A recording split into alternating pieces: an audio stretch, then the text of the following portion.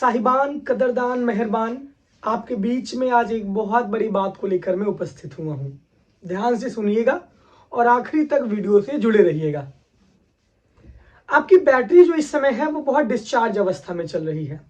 Discharge का मतलब वो नेगेटिव डायरेक्शन में ओवरफ्लो कर रही है और बहुत कम ही छात्र छात्राएं हैं जिनका पॉजिटिव डायरेक्शन में बहुत अच्छी तरीके से सर्वांगीण विकास हो रहा है। इसका मतलब यह है कि सीयूटी की जर्नी अब समाप्त हो चुकी है और आप सब अब इलाहाबाद विश्वविद्यालय और संबंधित महाविद्यालय के छात्र बन चुके हैं। आप अपनी क्लासेस शुरू कर रहे हैं। बहुत लोग घर में बहुत छुट्टियां मना रहे हैं और बहुत लोगों को पता नहीं चल रहा है कि आखिर में हमारे साथ हो क्या रहा है।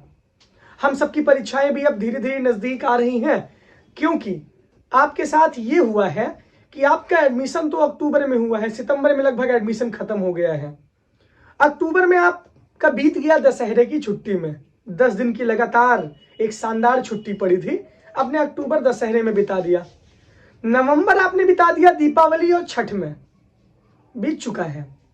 अब दिसंबर बिता देंगे विंटर वेकेशन की छुट्टी में, क्योंकि 10 से 12 दिन की वहां पर भी छुट्टी पड़ने वाली है। और आप ये जानते हैं कि दिसंबर और जनवरी में इलाहाबाद विश्वविद्यालय में रंगारंग मंचीय कार्यक्रम होता है, फ्रेशर कम फेयरवेल। आप उसकी धुन में एकदम सवार हैं और उसमें भी आप अपना समय बिता देंगे, क्योंकि हफ्ते में 4 दिन क्लास चलती है, 3 दिन आप अंतर्राष्ट्रीय मुद्दों पे चर्चा करते हैं। अंतर्राष्ट्रीय स्तर के, राष्ट्रीय स्तर के आप चर्चा करने में माहिर हैं।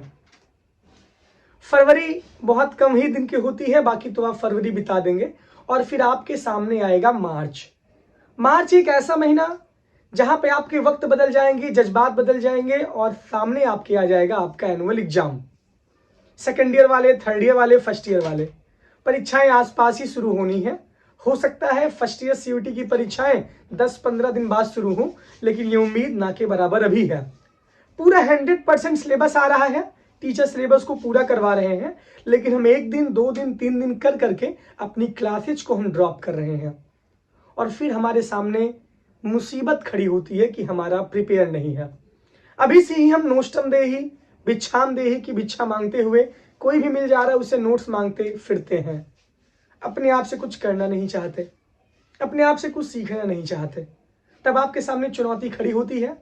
आप फिर जनवरी के बाद यह उम्मीद लगाने लगते हैं कि हमारी मोक्ष प्रदायिका, फेल रोग विशेषज्ञ,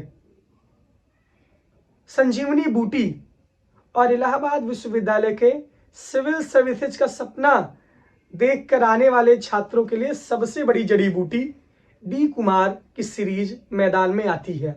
उसके पहले दर्शिता अपना कहर ढाती रहती हैं, तब आप वही सीरीज लेते हैं, आपके सपने पूरे होते हैं। सीरीज आती है, समझ नहीं आता। उस सीरीज से जब आप पढ़ते हैं और जाके जब आप परीक्षा में लिखते हैं, 6 पेज पढ़ेंगे, 3 पेज 2 पेज लिख कर आएंगे। बहुत लोगों की कलम लड़खड़ा जाएगी, बहुत लोगों के सवाल छूट जाएंगे और बहुत लोगों के सर उसी पे पटक पटक के अपने आप ही आपका मनोबल गिर जाएगा। फिर जब आप परीक्षा देके निकलते हैं तो एक आधे अधूरे मन के साथ दांत भी निकालते हैं। दांत निकालने मतलब खुशी से दिखाना ही पड़ेगा कि मेरा पेपर बहुत अच्छा गया है। और फिर जब रिजल्ट आता है तो आप कहते हैं कि इलाहाबाद विश्वविद्यालय में नंबर मिलते ही नहीं है, इलाहाबाद विश्वविद्यालय के शिक्षक पढ़ाते ही नहीं है, इलाहाबाद यूनिवर्सिटी में पढ़ाई होती ही नहीं है।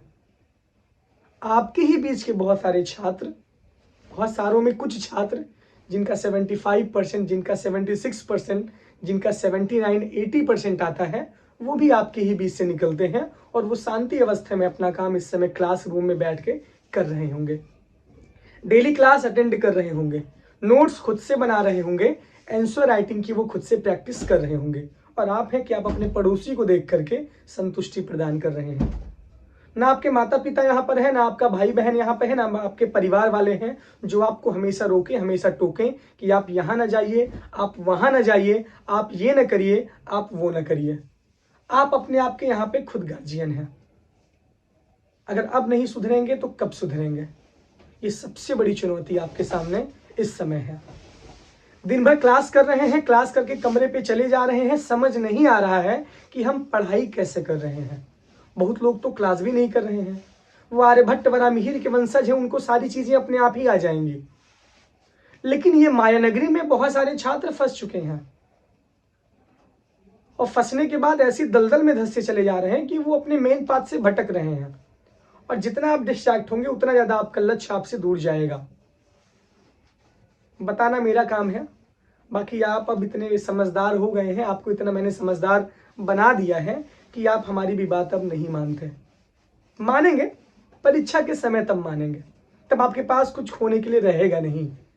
तब आपके पास सिर्फ वही सीरीज बचेगी और आपके पास वही 50-55%, 60% ले आकर के आप बहुत संतुष्टि प्रदान करेंगे कि हमने ये कर दिया, हमने वो कर दिया। इंप्रूवमेंट बैक पेपर के पेपर अभी हो रहे हैं। बहुत सारे बच्चे नंबर कम पाके इंप्रूवमेंट भरे, वो इंप्रूवमेंट का एग्जाम भी छोड़ दे रहे हैं। मैं देख रहा हूं स्थिति ना वहां की क्या है। ये कैंपस की स्थिति है, कॉलेज की स्थिति तो आप जानते ही होंगे। और वो सपना आपका कहाँ गया जिस सपने को आप जी रहे हैं, जिस सपने के लिए आपके माँ बाप जी रहे हैं। अगर आप रात को सोने से पहले एक बार उसको याद नहीं करते तो आप अपने साथ न्याय नहीं कर रहे हैं, क्योंकि आपसे हजारों के सपने जुड़े हैं, आपसे आपके माँ बाप के भी सपने जुड़े हैं, आपसे आपकी परिवार की उम्मीदें भी जुड़ी हैं कि आप इलाहाबाद में रह करके, आप प्रयागराज की धरती पे रह करके एक दिन में कितना आउटपुट निकालते हैं, आप एक दिन में कितना वर्क करते हैं उस अपने सपने के लिए। आप सिर्फ बीए करने ही इलाहाबाद आए थे? इस सवाल आपके लिए मैं छोड़ रहा हूं। मेरी बात समझ आई हो तो जरूर कमेंट बॉक्स में अपनी प्रतिक्रिया दीजिएगा। लेकिन सिर्फ यही कहना चाहूँगा, अभी भी समय है, बहुत ज़्यादा समय है। सावधान हो जाइए, सजग हो जाइए, सचेत हो जाइए और किताब और कापी आपकी खुलनी चाहिए और आपको पढ़ना पड़ेगा, आपको लड़ना पड़ेगा, आपको पढ़ना पड़ेगा।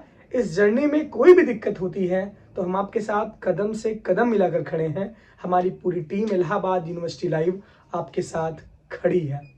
सोचिएगा, सवाल आपके लिए मैंने छोड़ दिया है। बहुत बहुत धन्यवाद, बहुत बहुत आभार।